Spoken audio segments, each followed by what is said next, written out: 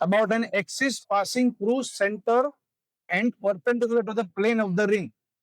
इस स्टेटमेंट का मतलब समझे?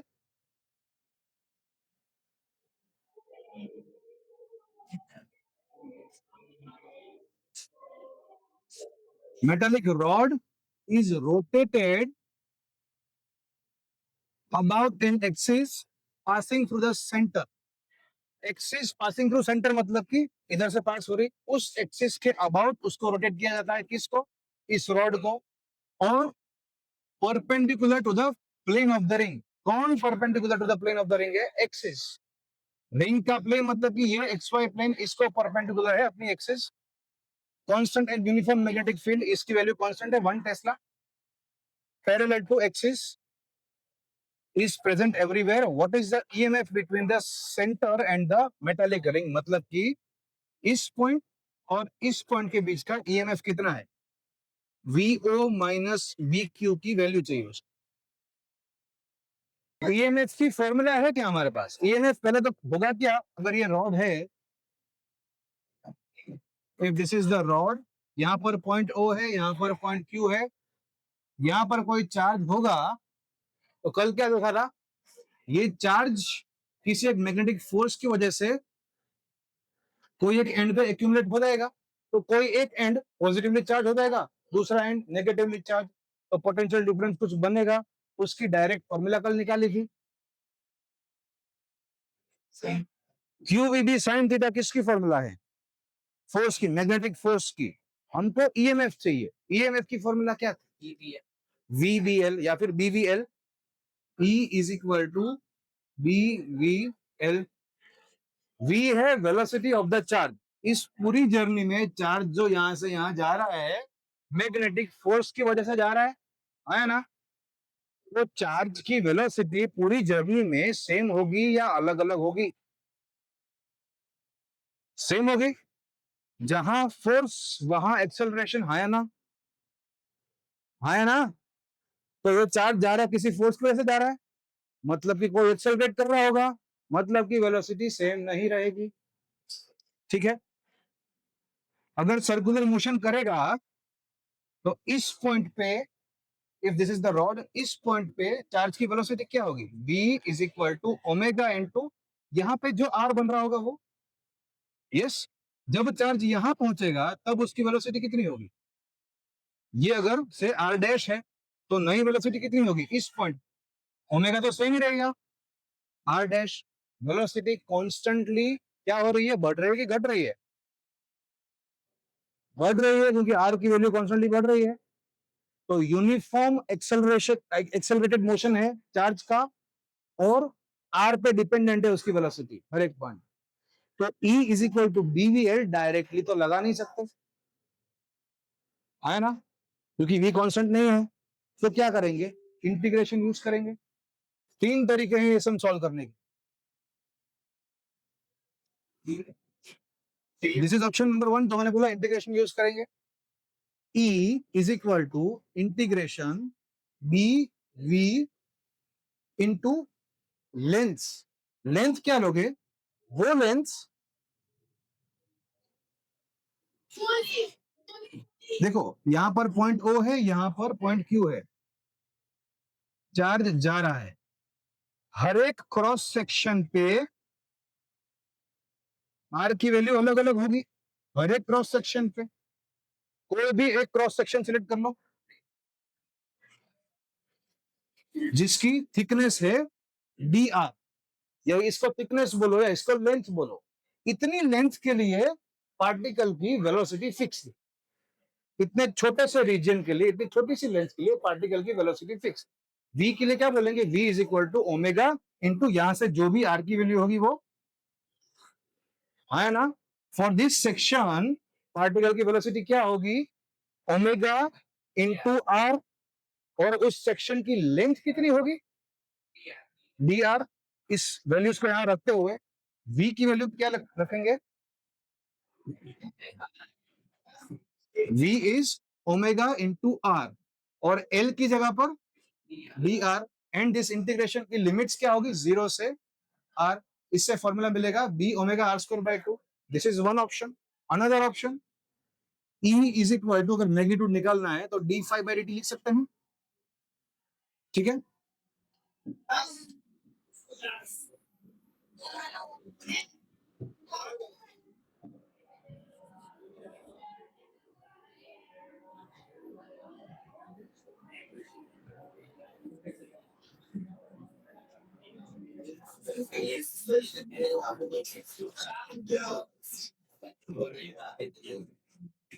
d5/dt is equal to d/dt of B A cos theta. अपने केस में थीटा की वैल्यू क्या होगी? थीटा किसके बीच का एंगल? बी वेक्टर जो कि अंदर जा रहा है, और एरिया वेक्टर भी जेड एक्सिस में ही है, तो 0 या 180 होगा, ठीक है। मैग्नीट्यूड चाहिए, हम सिर्फ +1 ले रहे हैं। इसमें से कैन यू से बी इज कांस्टेंट? यस, तो बी बाहर निकल जाएगा, बी ए बाय डी टी, ठीक है। ए की वैल्यू क्या होगी? एरिया की वैल्यू, किसी एक पॉइंट पे एरिया की वैल्यू क्या होगी?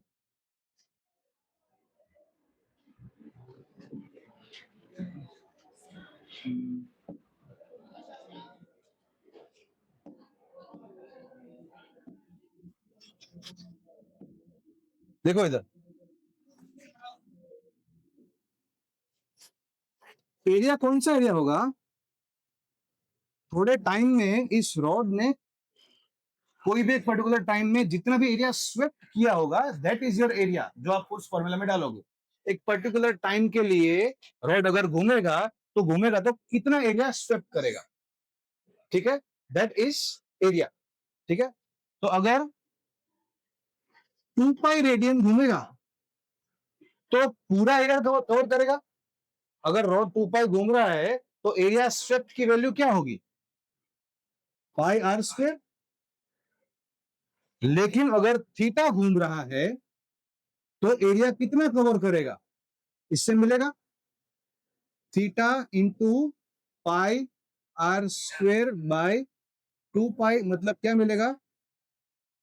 थीटा r²/2, ठीक है।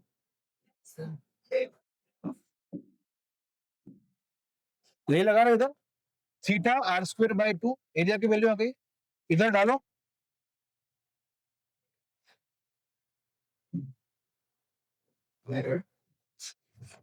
Is equal to d/dt of theta r²/2।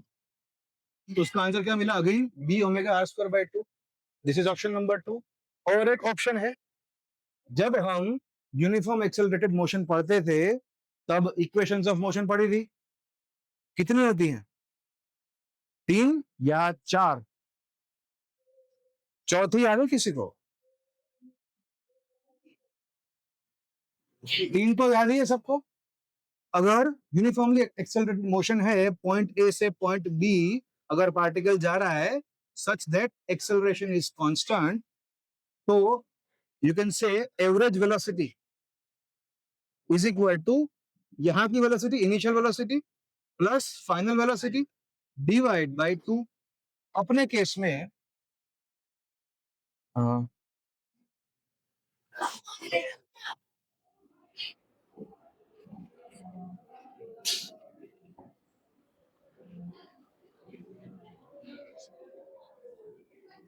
अपने केस में चार्ज जो मोशन कर रहा है, यहाँ पर सेंटर है, यहाँ पर this is completely the radius of the circle. यहाँ पर वेलोसिटी की वैल्यू क्या होगी? ओमेगा इंटू 0, शुरुआत की वेलोसिटी। पार्टिकल जब यहाँ पर होगा तब, और पार्टिकल जब यहाँ पर पहुंचेगा तब वेलोसिटी कितनी होगी? Omega into R. इसका एवरेज निकालोगे, इन दोनों का एवरेज निकालोगे तो क्या मिलेगा? 0 प्लस ओमेगा r/2, मतलब कि ओमेगा r/2। ये भी एवरेज मिली, उधर डाल दो वी एवरेज में, तो भी सेम ही वैल्यू मिलेगी, ठीक है। तो 3 तरीके हैं, कोई भी तरीका यूज करो। ई की फॉर्मूला बन गई जब v वेरिएबल है और कॉन्स्टेंटली वेरी कर रहा है at same rate. In that case ये फॉर्मूला लगा दो और उससे आंसर मिल जाएगा। एक बार खुद कैलकुलेट करो। 6.28 ये आया था। चलो next topic, very important topic, inductance. Inductance होता है, इंडक्शन भी होता है, दोनों का मतलब समझते हैं। इंडक्शन इज अ फिनोमेना, ठीक है, it is a process. Inductance is a property of coil. इधर ध्यान सबका। Consider there are two coils.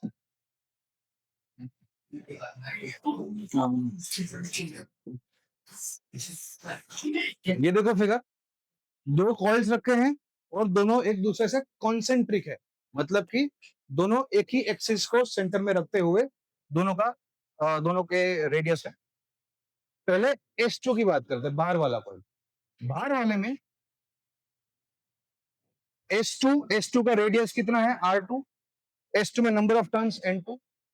Let us consider कि S2 में कोई एक करंट फ्लो हो रहा है और S1 में कोई करंट फ्लो नहीं हो रहा, ठीक है। तो S2 के लिए लिख सकता हूं मैं, I2 is not equal to 0। अभी करंट फ्लो करेगा तो क्या मैग्नेटिक फील्ड लाइंस प्रोड्यूस होंगी, होंगी। तो आई और बी रिलेटेड है। क्या करंट की वैल्यू बढ़ने पे बी की वैल्यू बढ़ेगी या नहीं बढ़ेगी, बढ़ेगी। मैथमेटिकली कौन सा फॉर्मूला ये बताता है कि आई की वैल्यू बढ़ने पे बी की वैल्यू बढ़ती है। B is equal to N I A, ऐसे कोई फॉर्मूला है, B is equal to N I ए।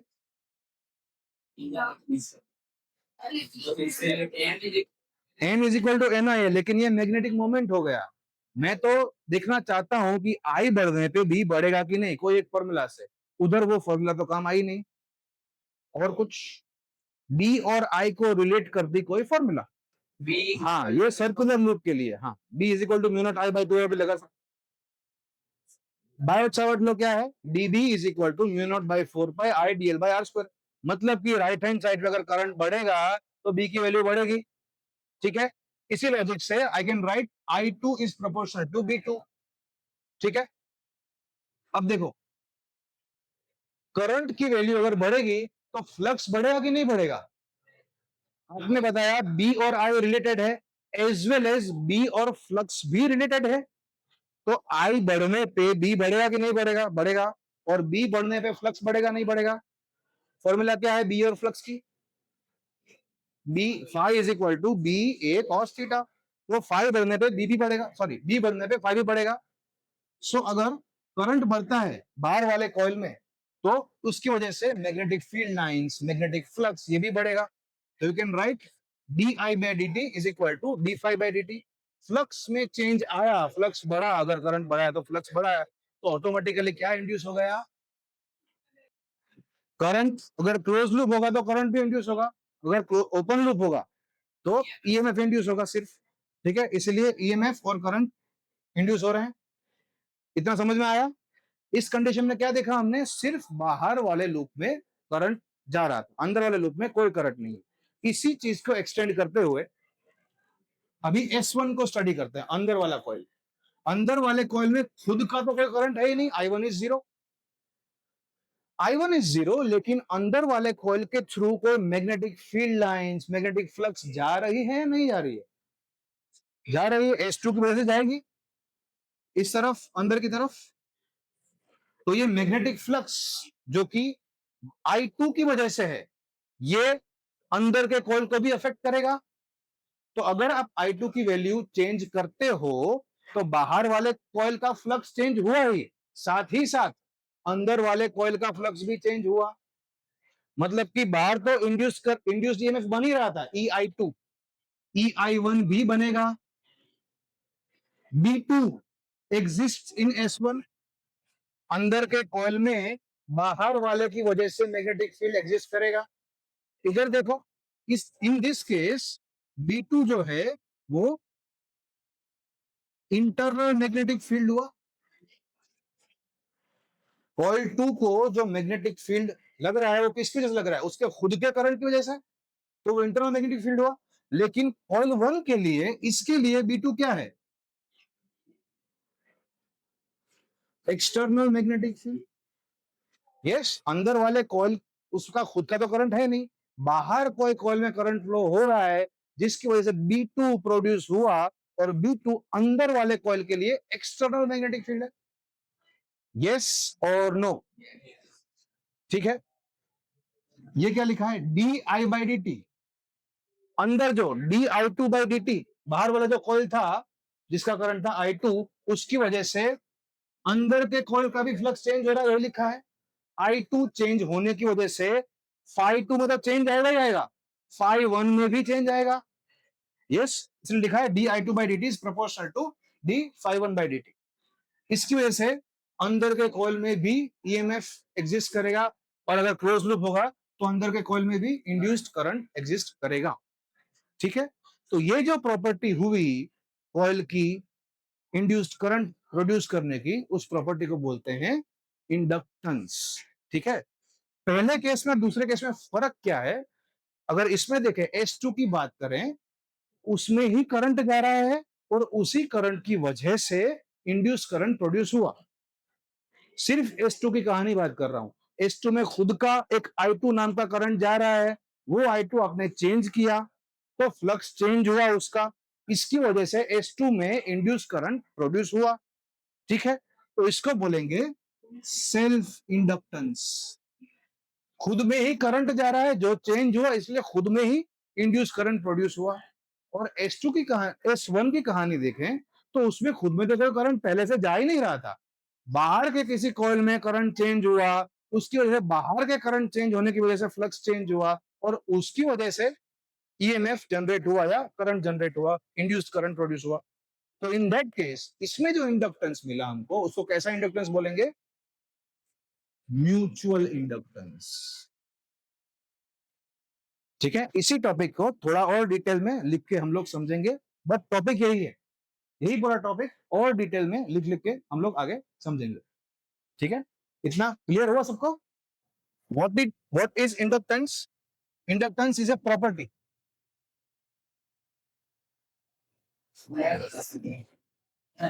किसकी प्रॉपर्टी? इंड्यूस करंट क्या करता है, अपोज करता है, किसको अपोज करता है, करंट के बढ़ने को अपोज करेगा, या फिर मैग्नेटिक फील्ड लाइंस अगर बढ़ रही हैं तो इसको अपोज करेगा। ठीक है, तो अपोज द चेंज और इंड्यूस्ड ईएमएफ किस दो टाइप के होते हैं, एक one is self inductance, one is mutual inductance. ठीक है, we know phi is proportional to I, अगर नंबर ऑफ टर्न्स ज्यादा होंगे, एन नंबर ऑफ टर्न्स होंगे, तो टोटल फ्लक्स क्या बन जाएगा, N phi. N phi is proportional to I. अगर दोनों बाजू को डिफरेंशिएट करेंगे, अगर आई को एक रेट से बढ़ रहा है तो उसको कैसे दिखाएंगे, D I by D T, this is the change in current. तो जितना चेंज इन करंट होगा उसी रेट से चेंज इन फ्लक्स होगा। जैसे मैंने बताया, self induction is a process and inductance is a property. ध्यान दो इधर, सेल्फ इंडक्टेंस वाला फिनोमेना एक बार और समझ रहे हैं। सोलेनॉइड है, इसमें करंट इधर से फ्लो हो रहा है, और ये करंट वेरिएबल है, चेंजिंग है। In case current is increasing, तो इंड्यूस करंट की डायरेक्शन क्या आएगी, लेंज लॉ जो आपने सीखा है वही लगा रहे हैं इधर। कैसा आएगा, उसके ऑपोजिट। इसकी वजह से मैग्नेटिक फील्ड लाइंस अंदर बढ़ रही हैं करंट के बढ़ने की वजह से। ठीक है, अगर करंट इस तरफ तो मैग्नेटिक फील्ड लाइन किस तरफ, इस तरफ। ठीक है, उनकी डेंसिटी बढ़ रही है, तो उसको अपोज करेगा ये करंट। और अगर यही करंट डिक्रीजिंग होगा होगा तो इंड्यूस करंट की डायरेक्शन उसी डायरेक्शन में आएगी। बस एक गलती जो मैं नहीं चाहता आप करें, लोग गलती क्या करते हैं, अगर करंट इस तरफ आ रहा है तो इंड्यूस करंट इसके ऑपोजिट बना दिया। हर केस में ऐसा नहीं होता है। अगर इस केस में देखो, आने वाला करंट डिक्रीजिंग हो रहा है, डिक्रीज हो रहा है, तो इंड्यूस करंट उसी को सपोर्ट करेगा। अगर डिक्रीज हो रहा है तो इसकी वजह से मैग्नेटिक फील्ड लाइंस कम हो जाएगी, तो इंड्यूस करंट क्या करेगा, उसको बढ़ाने की कोशिश करेगा। ठीक है, तो इसको याद रखने की प्रोसेस क्या है, इस दो स्टेटमेंट्स को याद रख। Induce current opposes growing current, ये ग्रो कर रहा है और ये डाई कर रहा है, डीके कर रहा है, डाइंग करंट है। तो ग्रोइंग करंट को ये ओपोज करेगा और डाइंग करंट को सपोर्ट करेगा। ठीक है, induce current opposes growing current, supports dying. आपने ऊपर लिखा था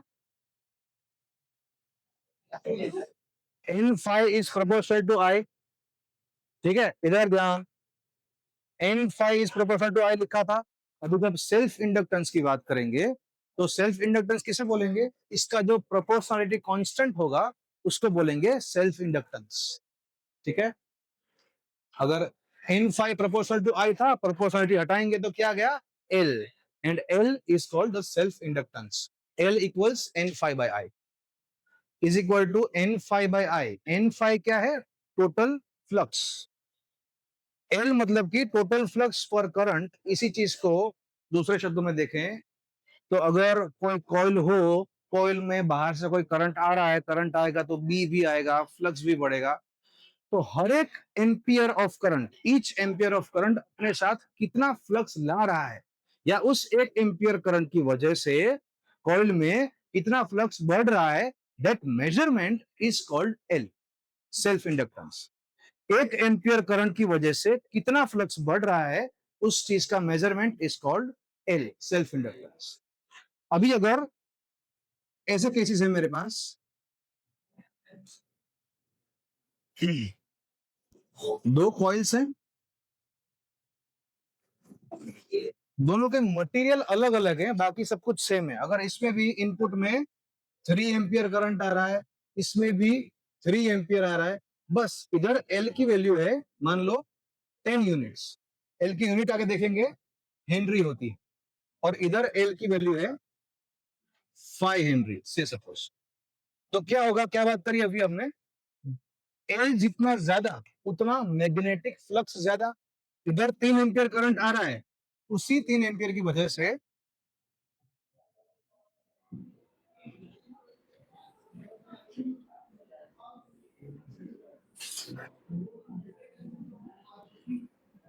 ये कुछ मैग्नेटिक फ्लक्स है, और इधर कम हो जाएगा.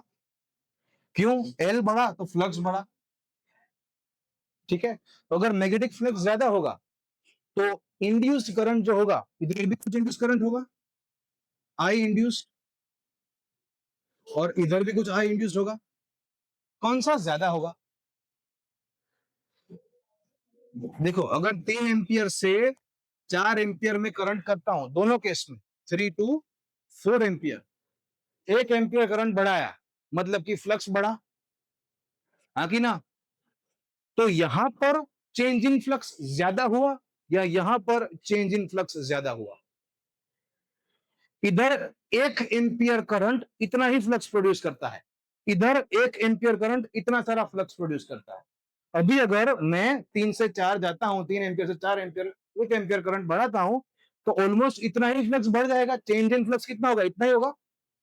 उधर चेंज इन फ्लक्स कंपेरेटिवली कम होगा. इसीलिए इंड्यूस करंट की बात करें तो इधर ज्यादा होगा और उधर कम होगा. इंड्यूस करंट मतलब वही करंट है जो इसको ओपोज कर रहा है, अंदर आने वाले करंट को ओपोज कर रहा है, आया ना. तो पहले केस में इंड्यूस करंट यानी ओपोजिशन ज्यादा है, दूसरे केस में इंड्यूस करंट की वैल्यू कम है. एल बढ़ेगा तो ओपोजिशन भी बढ़ेगा. यस,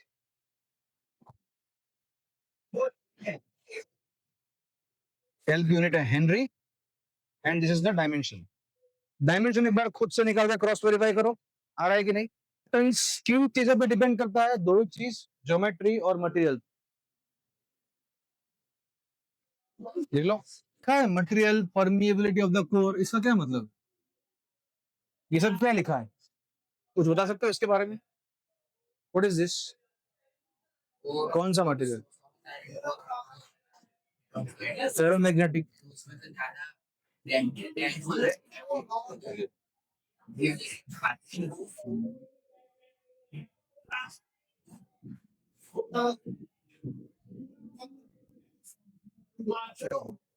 सॉलिड के बीच में अगर कोई मटेरियल रखते हो तो बी की वैल्यू क्या लिखते थे, B is equal to mu naught N I. लेकिन अगर बीच में एयर हो तो म्यू नॉट, अगर एयर ना हो और ये मटेरियल हो तो उस मटेरियल की परमिएबिलिटी इंटू एन इंटू आई. सिमिलरली एल की वैल्यू डिपेंड करेगी बीच में कौन सा मटेरियल रखते हो उस पे. अगर कुछ नहीं रखते हो तो magnetic permeability of the core will be air core, मतलब कि एल की वैल्यू छोटी होगी. जब मटेरियल रख दोगे तो सॉफ्ट आयरन कोर मान लो रख दिया तो फ्लक्स बढ़ जाएगा, तो एल की वैल्यू बढ़ जाएगी.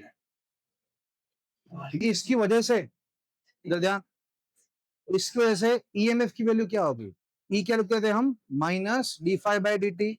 जब नंबर ऑफ कॉइल ज्यादा होंगे तब minus D by D T of N phi. N phi के लिए इधर क्या लिखा, N five is equal to L I लिखा, तो उसको डाल देंगे तो ई की फॉर्मूला मिल जाएगी। एल की वैल्यू चाहिए, L is equal to N phi by I. Phi कैसे मिलेगा, बी इंटू ए, ये सारी वैल्यूज सब्स्टिट्यूट करेंगे। इसलिए अगर ऐसा केस है सोलेनोइड का करंट फ्लो हो रहा है इसमें और बीच में कोई मटेरियल नहीं है, तो इधर क्या लिखोगे, म्यू नॉट एन आई लिखते हो, B is equal to mu naught N आई।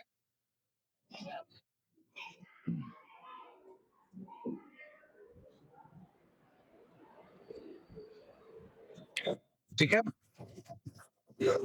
फिर फाइव की वैल्यू क्या होगी, बी इंटू ए, और एन की वैल्यू क्या होगी, ये स्मॉल एन क्या है, small N number of turns per unit length, तो टोटल लेंथ में कितने टर्न्स हो गए, तो कैपिटल एन मिल जाएगा, इससे एन फाइव मिल जाएगा। इसके बाद वाला स्टेप क्या होना चाहिए, एन फाइव मिल गया, फिर क्या करेंगे, हमारा ऑब्जेक्टिव क्या है, इधर क्या ढूंढ रहे हैं हम, एल, एल ढूंढ रहे हैं। तो अभी एल ढूंढने के लिए नेक्स्ट स्टेप में क्या होना चाहिए, एल की वैल्यू तो नहीं पता है ना, एल को सब्जेक्ट बनाने के लिए एल है किधर, लेकिन कैसे लेके आएंगे, वही तो पूछ रहा हूँ, नेक्स्ट स्टेप क्या होना चाहिए, कौन सी formula, yes, N five is equal to L I, formula लिखी ना आपने, उससे इक्वेट करोगे, एल मिल जाएगा। अगर बीच में एयर ना हो और कोई मटेरियल रख दो, तो म्यू की जगह क्या आएगा, म्यू ऑफ मटेरियल। उसी चीज को रिलेटिव परमिएबिलिटी के टर्म्स में लिखना हो तो क्या लिखेंगे, mu R into mu not. Mu R क्या होता है, mu of material divide by mu not, तो म्यू ऑन की जगह क्या लिखेंगे, mu R into mu not. ठीक है,